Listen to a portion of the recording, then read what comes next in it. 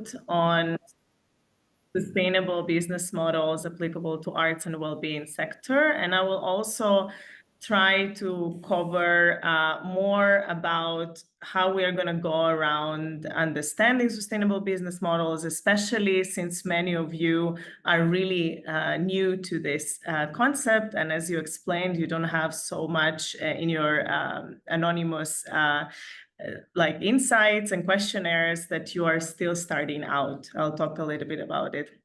So my introduction was already made, so I just would like to highlight that I have experience in the startup ecosystem and also in sustainability businesses, both as a practitioner and also as a researcher. So I will try to give you this balance between theory and practice in this session. We will also look into a few useful resources that I hope might help you, even beyond sustainable business models, like just a few recommendations and tips. And just to set your expectations, we know that when we are starting out, much can be overwhelming, but these nice trainings and workshops, they help you to give you some food for thought, some reflection, some way to move forward. Of course, we cannot be specific into each idea and each business model, but hopefully collectively we can have a grasp to how to move forward for you, and you will gain some insights from this keynote. So I like to start always with your responses, because I feel that tailoring the conversation to what your needs are is key. So you have been asked a few questions about your entrepreneurial experience and also about what you are looking to explore and what kind of challenges you are facing. So we can see that most of you have not such a substantial experience and only about 20% substantial experience. And you have also highlighted that you would be interested in having a better grasp of these purpose-oriented models, but also some more support, for instance, to have support networks and access more educational resources. I think this is a wonderful thing that we are here today on this call, because Julia has also shared a networking sheet. I saw it before. So this is supposed to help you with this side of the support networks, filling in your details. If you're interested to connect with others, you can do so. Anastasia, yes. A small question from the audience. Yes. Are you okay with sharing afterwards the presentation, or you don't do it? Yes, I will share the presentation. I mean, I don't need to share this slide particularly, but yes, I will share the presentation of the theoretical side of things, of course. Yes. All right. So let's dive in. And also always when there is a question, since I'm so focused on the presentation, feel free to interrupt at any moment and ask it from the chat. That is fine. All right. So one first thing that we are talking about is what is actually a business model, right? So if you have some quick thoughts, what do you think about when you think about a business model? Please type in the chat what comes to mind, just to see your collective thinking, anything that comes to mind when you think about a business model. No right or wrong, okay? Organization, great. I can see some comments already. So it's a way to organize things. Yes. Also planning and strategy, great point. Of course, structuring things. These are also very good keywords, like you are really intuitively seeing where this is leading, right? And business models, we could think about them also as not a particularly ancient way of talking about business. Basically, the concept gained this popularity with the rise of e-business, actually, when we're talking about commercial business model and different type of kind of internet, and also even within more traditional businesses, we didn't always discuss it as a business model. You provided some very good points in the chat, like strategy, like vision, like structure. Basically, a business model is like a blueprint.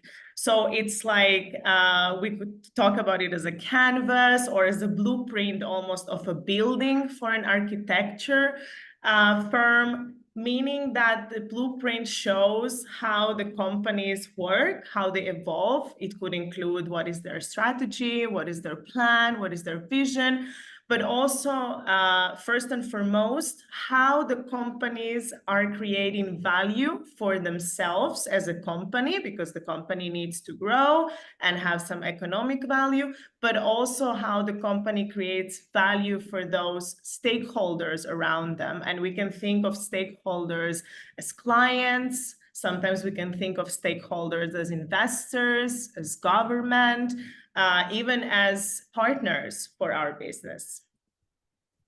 So this is more like a general perspective, but now let's try to go a bit into the specifics, right? We have different ways to think about business models.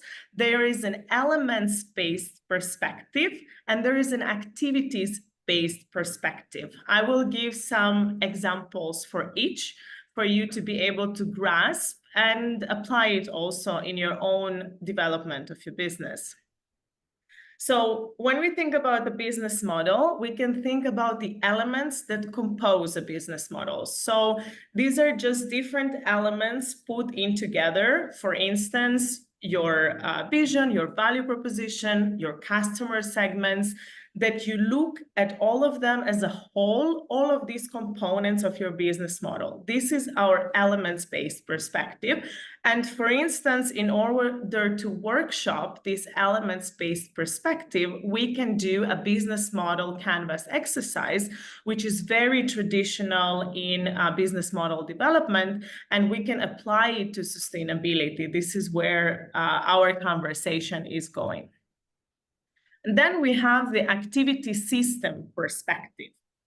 So basically, we have the business models that are based on activities, or we can basically think of them as a set of activities that we do as part of the business. So usually you can think about verbs that end with ing, like for instance, prospecting clients or developing, different kind of solutions or applications. This would be our activities perspective, okay? And I give you two examples so you can see. These are not exclusive. So if you have the understanding that any business model can be thought of this way, all right?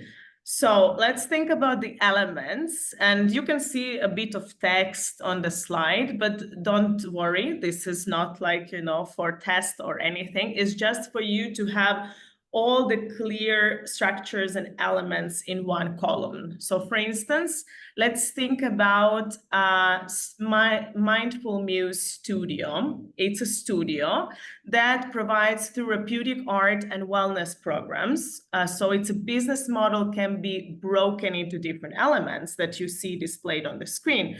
For instance, if their service is providing therapeutic art workshops and their value proposition is for this to kind of support well-being. Their customer segments could be, for instance, busy individuals, some corporate clients that are really stressed. So they would target those clients with their marketing. Their revenue streams could be just fees for the booking. So that's how they're making revenue. And the channels through which they're propagating. So for instance, they have their physical studio, but they also might have online workshops, how they propagate their model. And who do they partner with, like coaches or therapists, to make their business model happen. So again, we see different blocks, different building elements, value proposition, customer segments, etc. If we think about the activity-based perspective, I give you an example of this company. This is Wellness Symphony Collective. they take arts and well-being and do music therapy and mindfulness events. So if we think of this business model from the activity perspective, we think about the activities that this business does. So for instance, managing therapists or organizing events or integrating technology. So you can see all these INGs out there: recruiting, training, planning, offering, building. So these are your two ways. For some of you who might ask, can these both businesses be looked at from both these perspectives? Yes, of course. You can take the Wellness Symphony Collective business, which gives music therapy, and think about which are the value proposition, the customer segments, or the revenue streams. So these are two ways for you to think about your business model, okay? Today, we are going to workshop the elements-based perspective, but no worries, I will explain the workshop exercise once we get to that point. So now, as you know, we are starting from the foundations. What are business models? Then what is sustainability? And then we are connecting those together to come to sustainable business models. That's where we are going. So again, I don't want to reveal the cards too quickly, but I will ask you the same question as with the business model. What is sustainability for you? What is your way to see and think about sustainability? And any of you can participate and launch any keywords in the chat, what you may think of. Longevity, yes, that's a very, very, very good point. Yes, I'm going to mention it as well now as we move forward. What else do we have? Or anyone who is brave to give a perspective about sustainability? All right, I'll get a few more, I'm sure, as we move along. All right, so longevity, very good point. Long-term thinking, amazing, very good point. Relevance, okay. Continuity, yes, of course. I like financial sustainability because when we think about sustainability, it's not only about social, environmental, especially when we talk about business models, we also think about financial progression, financial growth, and also to have a certain vision for the future. Very good points, and you will see them reflected. So basically, when we think about sustainability, we think about the approaches, and also we think about strategies towards this long-term viability of communities, institutions, social practices, with this long-term thinking. So we think about intergenerational ethics. It is a very popular concept in sustainability. It means that what we do today is gonna leave a better future for the next generations. And at the same time, we still continue and persevere with our businesses when we apply it to the business context. So again, much of sustainability discussion and talk comes from this modern environmental movement that we are experiencing. And also long-term thinking, just like one of you put in the chat, is at the core of this sustainability. Yes, please, I can hear some questions. No? Okay, no, it was just somebody coughing maybe. All right, let's go to the next. So when we think about taking the business model and sustainability, we're basically marrying them together. So we are saying, okay, a business model, which for instance, I introduced to you this elements perspective and this activity perspective, if we integrate sustainability into them, it's when we are thinking about those elements and those activities, we put sustainability at the core. We put social, environmental priorities at the same time while ensuring that our business perseveres. We also can think about the sustainability logic, the way how we think about our business at the core, providing value, but at the same time also sustaining the business.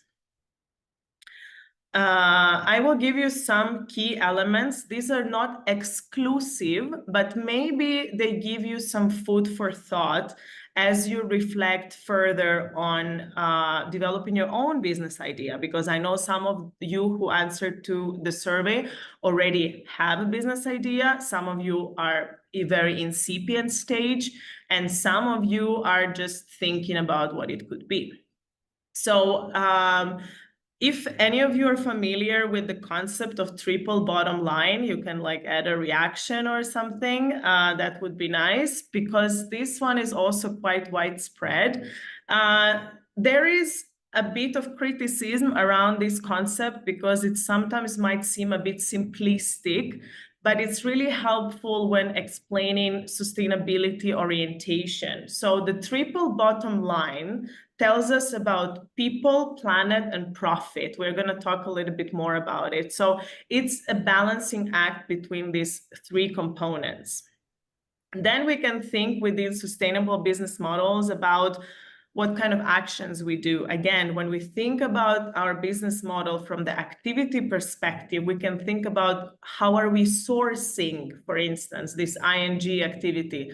Are we ethically sourcing? Are we thinking about waste reduction? Imagine if you have a business where you are doing artistic workshops with fabrics, with materials. How much of that fabric is being left over? Does it go to, for instance, some recycling plan and so on? So these are some questions that we can reflect on. And also, if we produce like a piece of art and sell it, then also how we produce it in the process, what eco-friendly production we are doing.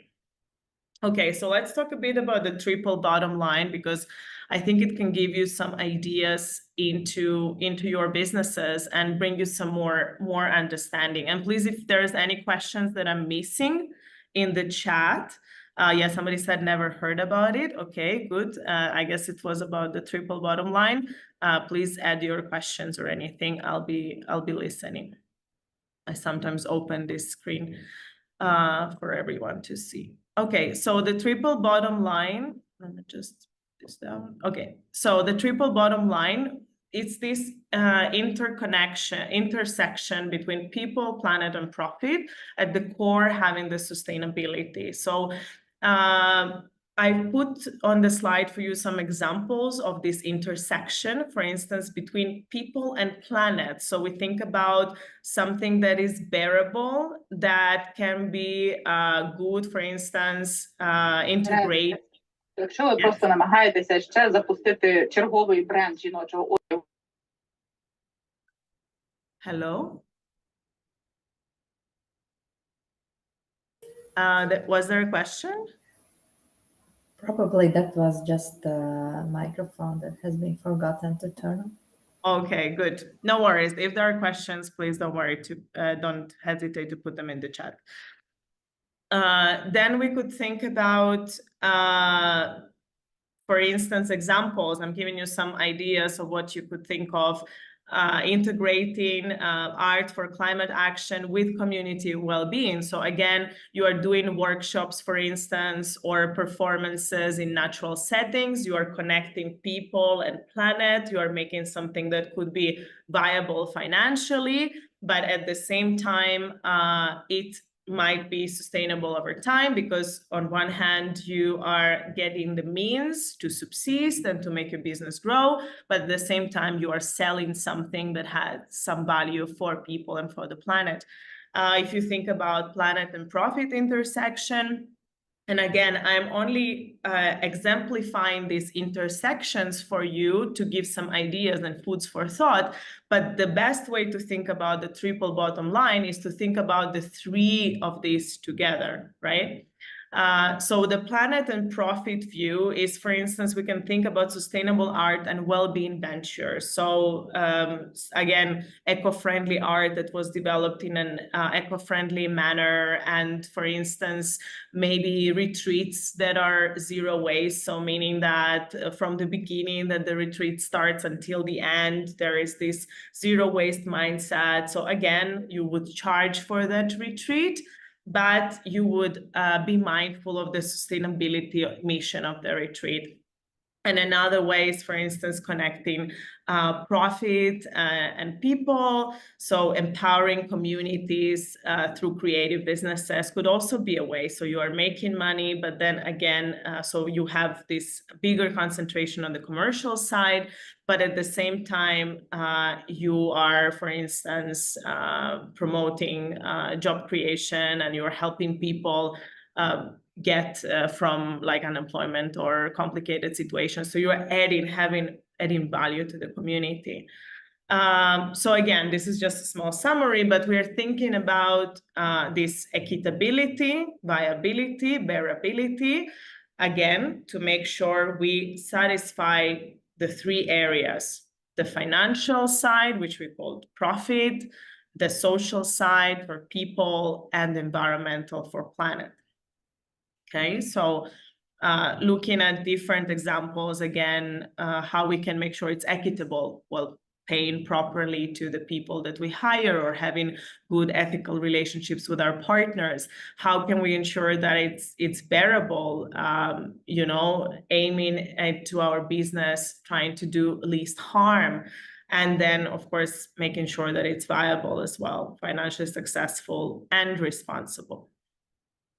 One key concept that is being discussed a lot in business model development and sustainable business model is actually fair pricing. So together with this notion of something equitable, we also think about how we price what we produce, what we create, the services that we provide, taking into account, of course, the costs and that it must be feasible, but at the same time, that the pricing is based on integrity and honesty and equitable principles. There is also some link with some explanations that you can also check later when I share the slides with you.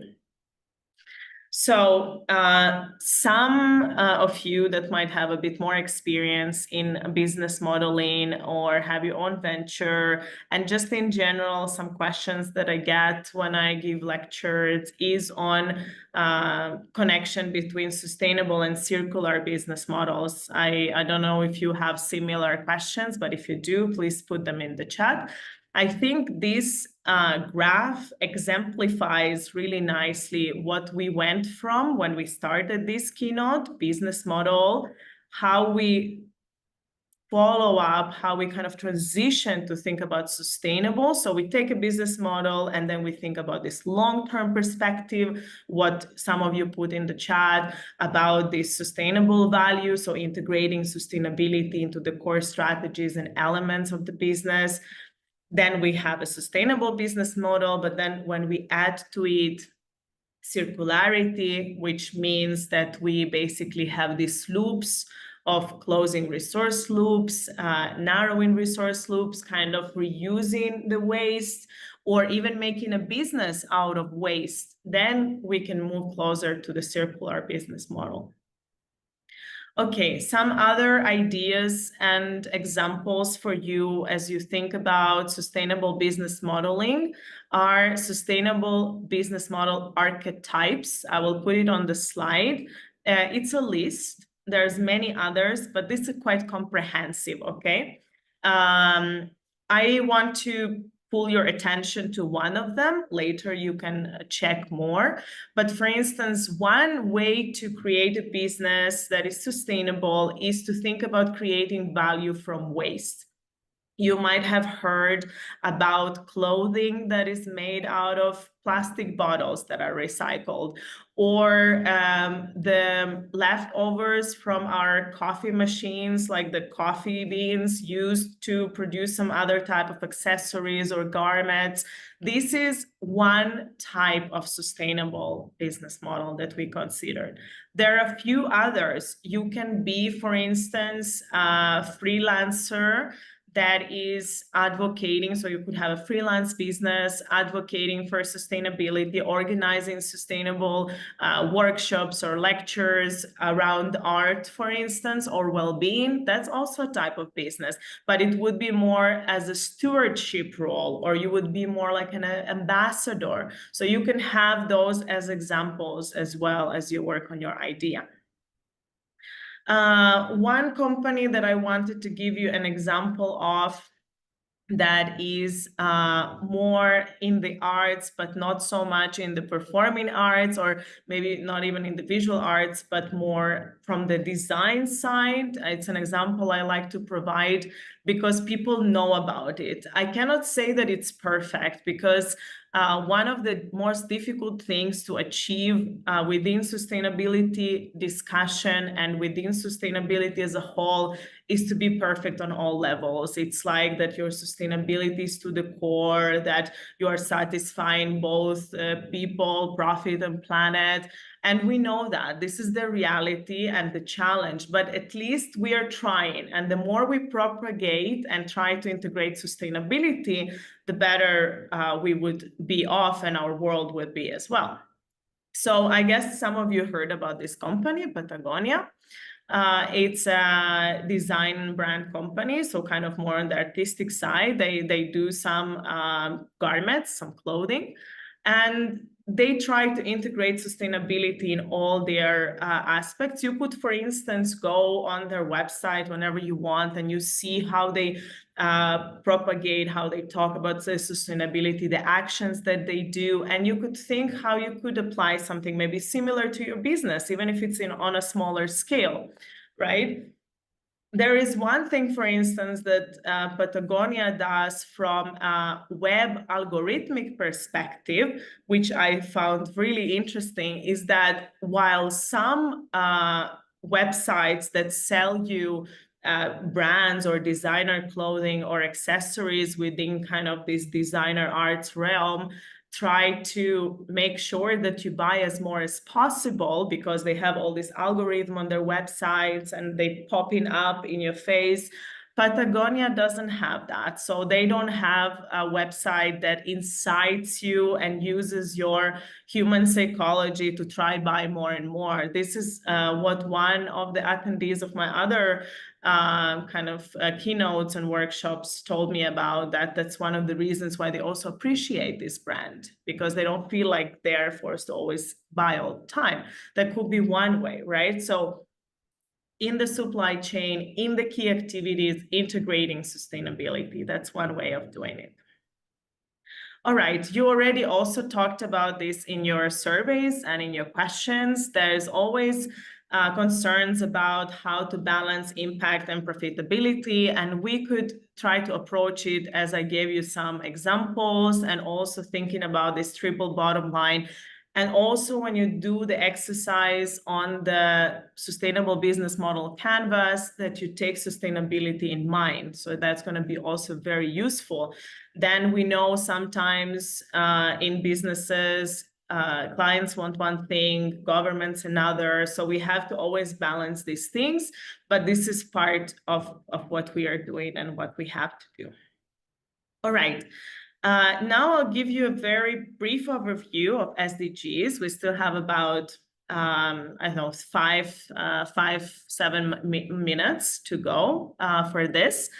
So I'm sure you heard about sustainable development. If you did, you can put in the chat or just drop a few words.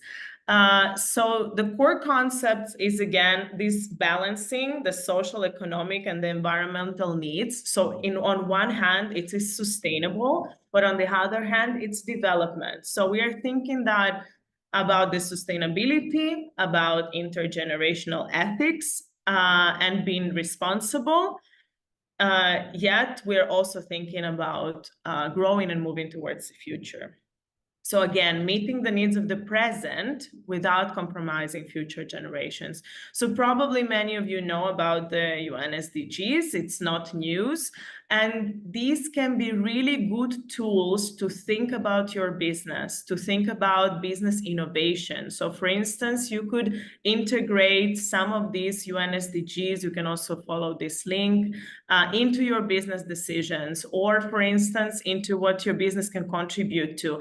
I am even co-teaching in some lectures a course at Aalto University in Finland that is called SDG as Entrepreneurial Business Opportunities. So the course specifically focuses, led by one of my colleagues, on how we can use the SDG formulation to our businesses, to define our business idea. If you're not sure what to do, look at an SDG that motivates you, that inspires you, and try to build your business idea around it, or at least contribute to it. And it's very positive because it drives innovation. As I said, you can come up with new ideas around this SDG. You can communicate about your business, and you many times, depending on the size of your venture, you might want to ensure more this regulatory compliance, and that would help you if you work with SDGs. And one thing that is important for many of you, as I skimmed through your answers, is also getting more financial support for your ideas. And there are some grants and fundings available throughout the EU, which you would have to look at because that's not the scope of my presentation, but they focus also on ventures that are supporting SDGs. So that's very key for you. Just for you to show an example of how a business integrates SDGs, for instance, the Patagonia example that I provided earlier. I can go one by one, so it's not overwhelming you on the slide. So for instance, launching different initiatives that combat climate change, support sustainable agriculture, or even donating to certain organizations already moves you a little bit closer to supporting and integrating sustainability. And this is how they translate it. So they say, okay, we are protecting public lands, we're combating climate change, sustainable agriculture. So what goal are we contributing to goal 12, which is responsible consumption and production, for instance, or we have a worn and wear program. Then maybe, and we also pay to some charities towards climate action. We contribute to goal 13 on climate action, and so on. And this is another example just around the same idea. How the company produces, for instance, taking tons of plastic waste from the oceans and transforming them into garments. So basically turning waste into profit. That's this sustainable business model archetype that we saw working with waste. There's also this nice platform where you can look at inspiration of what organizations do in general, what kind of events, activities, workshops are out there for SDG integration, and get a bit inspired. All right, my promise to conclude was to discuss with you shared value creation, creating economic value that creates value for society and addresses societal needs and challenges. This is a very nice read. I recommend to all of you. It's on Harvard Business Review. It's a very short piece. You can find it anywhere, by Porter and Kramer. So what they talk about is when we go back to this profit, planet, people, and creating value, integrating it back into the business is basically providing some ways for the company to be competitive while at the same time advancing different economic, social, and environmental goals. And these are 3 examples of doing it. So for instance, one way is to redesign products and services. So for instance, you sit down and think, okay, how can I develop products and services to make them more focused on addressing societal needs and making it more, having a social impact on communities, or for instance, doing some well-being, eco-friendly alternatives that would be more supportive. How can I be more productive and efficient, but innovate in a way that would also support? So it's like energy saving practices or ethical labor conditions. And then also creating this link between company success and community success. Think about how your idea or how your business would help communities around you, or even your own group of thinkers, or those who are in this together with you, who are also arts and well-being entrepreneurs. For instance, by sharing with the community and getting together through support networks, and also creating businesses that will support communities. All right, let's see. Is this charging? Can everyone hear me and see me? Okay, I just want to make sure. Yes, and if you have any questions, please add them, because we will soon also be stepping into the workshop part. I think this was my presentation basically on CSV.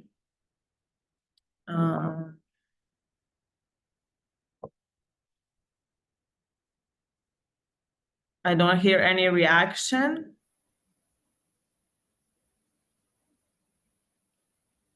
Hello? Did you lose me, or can you hear me? Anastasia, Fine, we can hear Hear you. you. Okay, thanks. I just thought for a second that you had lost me. Thank you so much. I wanted to share these just 3 info slides. So basically, we already finished with the keynote, but look at this graph for a moment. Many of you also say, okay, how do I grow? How do I expand? But think about this aspect. When your business model is more prioritizing social goals and, for instance, environmental and so on, you have many trade-offs that you need to balance. You're thinking about financial impact for your business, but you also think about social impact. You think about the sustainability part. So you have many trade-offs. This is why it's more difficult for you to expand quickly or to scale, as if you were only financially oriented. Then you would, require less trade-offs to scale. So this is one of the challenges that are very natural to have. So it's always to have this balance. And I really recommend you to have a look at this as well, if you have time to have a read. Also, one of my very favorite websites is HubSpot. It's on a marketing side, but you can find also resources on growth strategies and growing your business, no matter what sector you are.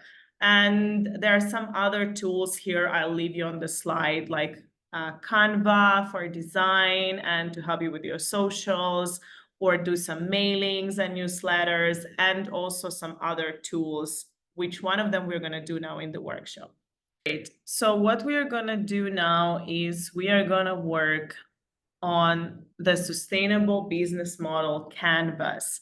So there is a link in your chat to how the breakout rooms are going to work. You don't need to look at it right now, because you will have time to look during your breakout room. But basically, okay, I'm hearing myself repeated. Maybe somebody, yeah. Just let me know if you can hear me properly, so I don't have, okay, good. So sustainable business model canvas, it's basically how you could imagine like an A4 and A3, like a canvas with different blocks, these building blocks that we discussed in the beginning, these different elements constituting our business model. And like any tool, like I said, it can be adjusted to our needs. So there's different versions of this business model canvas you can find. This one is particularly focused on sustainability, but you will see that it only has two sustainability sections. There is also the link to the business model in case, can also be copied from the Google Docs. So we would start with the blocks. I'll explain them one by one. In the Google Docs, you have a link to the business model canvas. You can open it if you want, or you can listen to my explanation. All right, one by one. So first block is customer segments. And we are thinking about, okay, our business idea with the mindset of sustainability and thinking, who are we creating value for? So who are our clients? If we provide, for instance, painting workshops or like art workshops, then perhaps we're creating for our clients who are learning how to do it. Which customers are these? Can we somehow describe them, explain who these segments are? And here are some examples for you, right? So is it like mass market? Are you targeting everyone? I mean, I would assume most of you are not, because that is very common, for instance, for brands. Some questions. All right, I'm sorry, no worries. Okay. No worries. Thank you. We have niche markets, so perhaps you're only targeting very certain buyers, a very specific category. You can have different segments, like maybe you're targeting children because you have like a workshop for children that is connected to arts or well-being, and then you have one for adults and so on. All right. Then next is value proposition. Actually, value proposition should be first, so you can just flip it. Kind of what value do you deliver to your customers, right? We're going one by one. What kind of problems are you trying to solve? So these painting workshops, maybe they develop their creativity. Maybe they are, allowing people to relax. Maybe people listen to music at the same time or meditate. Maybe they're solving some stress problems that people have. Which customer needs are we satisfying as well?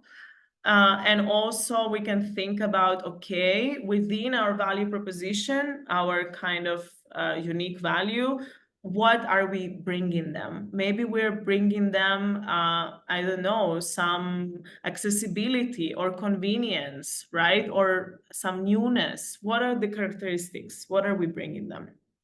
Customer relationships. This is one way to think about, okay, we are expected to perhaps build a relationship with a customer. Like for someone like myself who has worked in marketing for more than 10 years before starting my PhD, one of the key metrics was a retention as well, right? Like how we keep our customers, because it is much more costly, and not only financially, just in general, of also our time and so on, to acquire new customers than to maintain existing customers, meaning that we try to build a good relationship with them. So maybe they expect us some certain communication or follow-up, like sometimes like, hey, how was the workshop for you? How was the painting workshop? Maybe you need some more support or something, right? Or maybe it could be other type of expected relationships, right? So let's think about it. Maybe they want some customization, or maybe they expect you to help them create a community. So let's think about that as well a bit.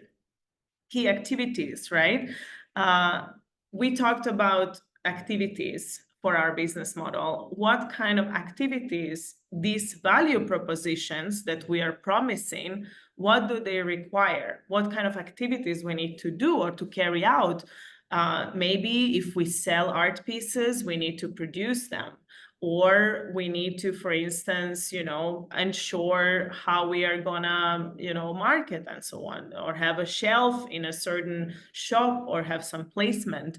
And who are we partnering with? Who are the key partners, right, for our activities?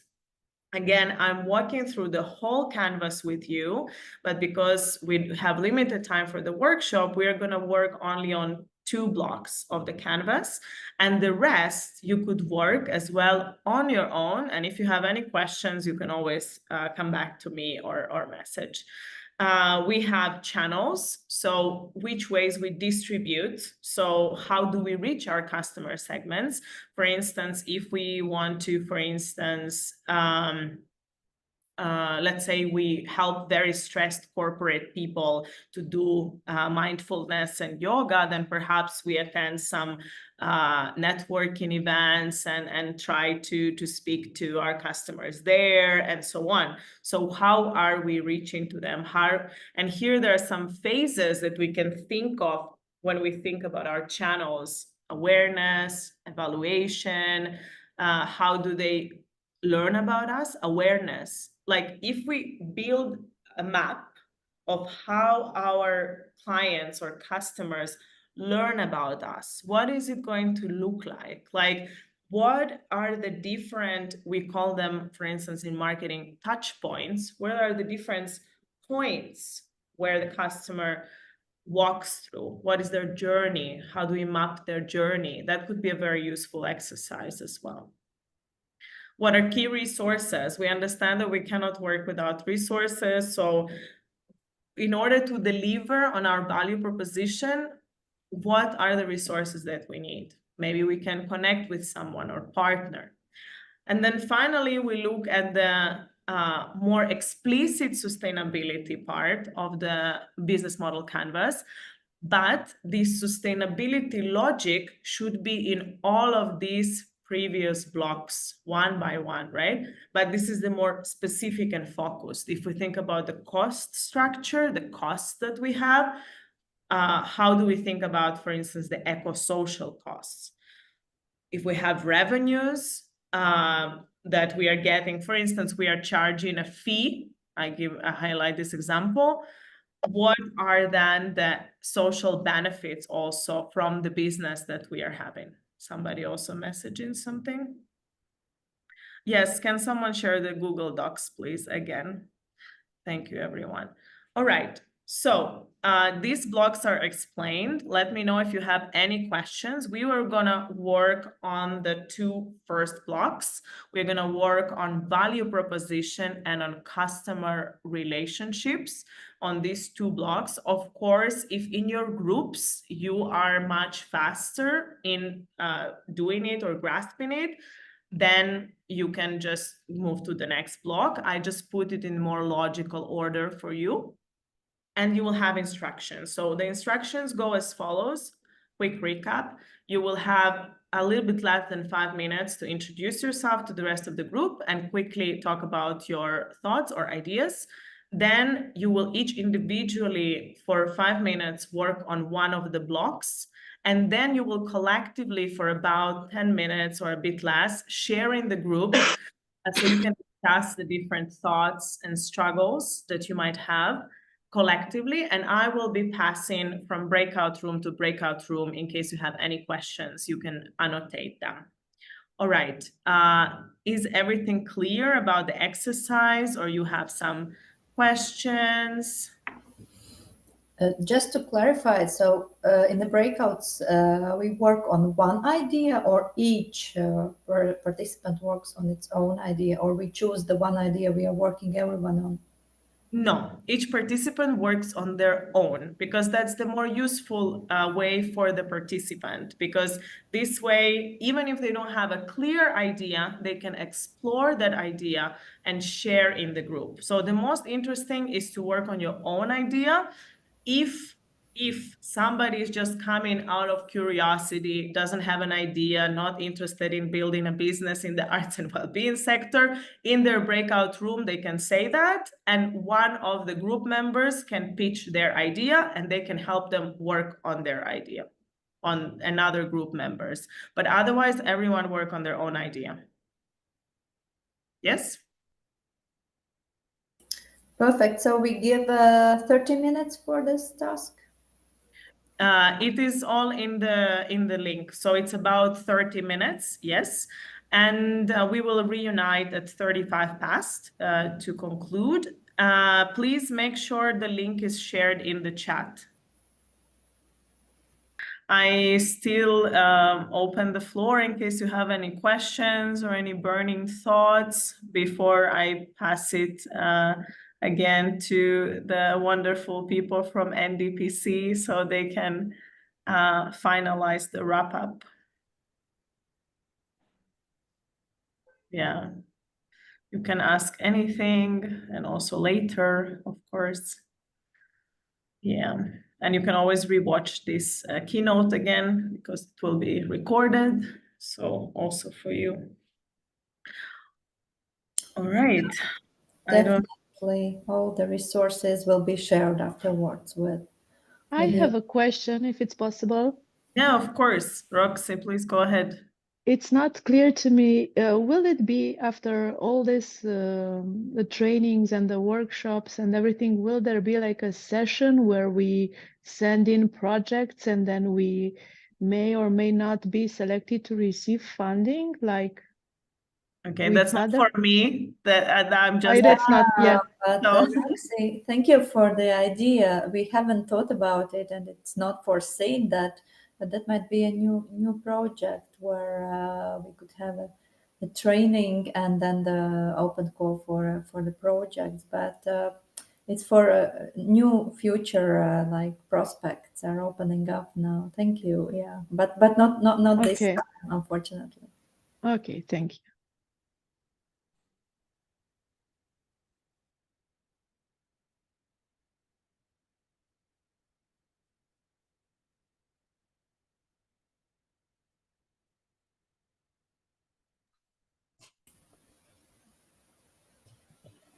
All right. Well, then I think we did the wrap up of this workshop. Thank you everyone for, thriving and for being kicking strong in this towards the end. It was nice to connect and learn about many of your projects and also participate in the breakout rooms. And hopefully you guys stay connected also afterwards through this networking. Now I pass the floor to NDPC for some minutes. Thank you. Yeah, thank you, Anastasia. I'm really curious. What were the project ideas? I'm regretting that I didn't jump for one room to another. But I would like just to thank you for your endurance that you are still here with us. And I see that it was worthy not only to listen the theories, but really apply in the practice all the knowledge and have wonderful Anastasia who guided you through these elements. So, and to close up, I would like really to hear from you some feedback, and therefore I shared in a chat the link to the evaluation form. This evaluation things is really very important for us, that we understand how to involve, how to improve what was good here in this workshop, what we should change for the next training activities that we will provide. So please fill in, take your time. It's like I tested myself before sharing this link with you. It's 5 minutes, literally 5 minutes, that you could like now dedicate to evaluate, to give us feedback about this workshop.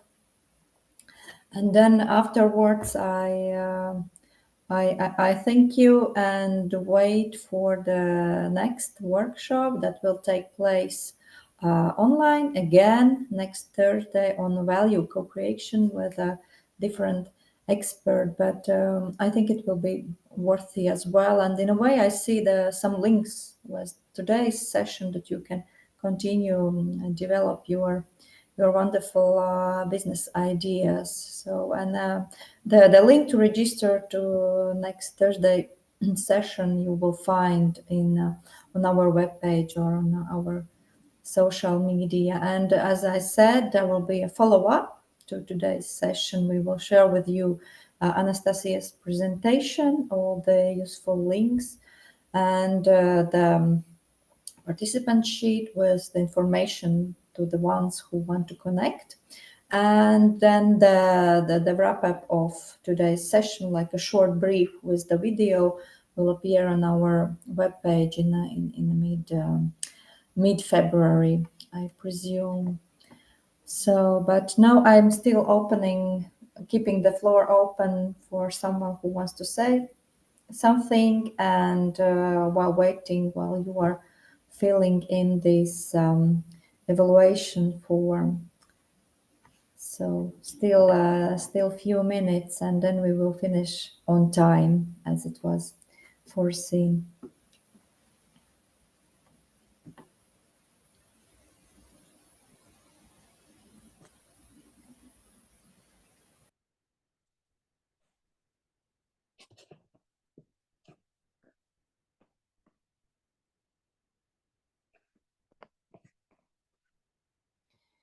Hi, can you hear me? Yes, we hear you well. Eugenie, so I jump in. I thank you very much for this session. I'm sorry I was 15 minutes late, so I didn't get the introduction, and I'm very interested in what's coming next. Are you going to do another step on this thing, or because I know I've read that it's part of another project, the biggest project. So I was just wondering about the next steps. Okay, nice. Thank you for the question. The next step within this project is the workshop that will take place, another workshop on value co-creation that will take place next Thursday online. And then there will be project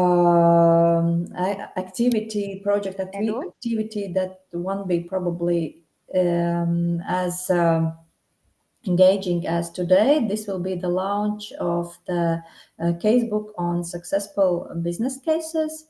And the third activity that is foreseen by the spring 2025 is the hackathon.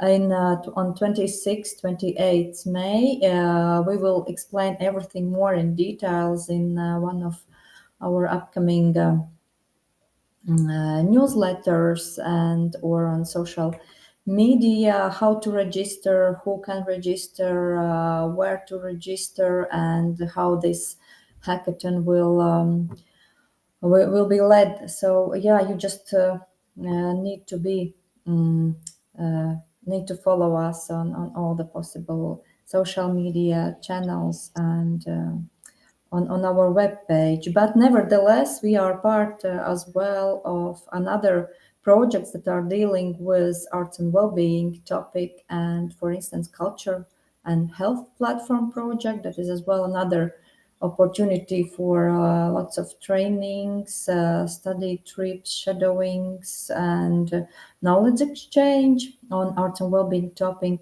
And another topic is project is called Care, that is as well about arts well-being, focusing on mental health, and in particular for the emerging artists. And then another opportunity, by the way, this is not announced publicly yet, but for the ones who are from Latvia, Lithuania, or Estonia, there will be training program, joint training program of 3 Baltic state universities of medicine and academies of art and culture.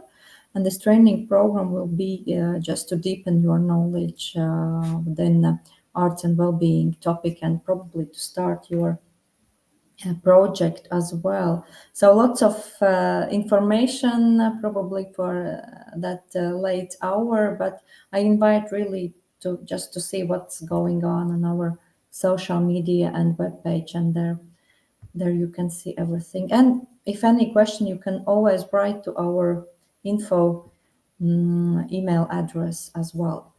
So this is shortly and lots of information. Okay, thank you very much. You're welcome.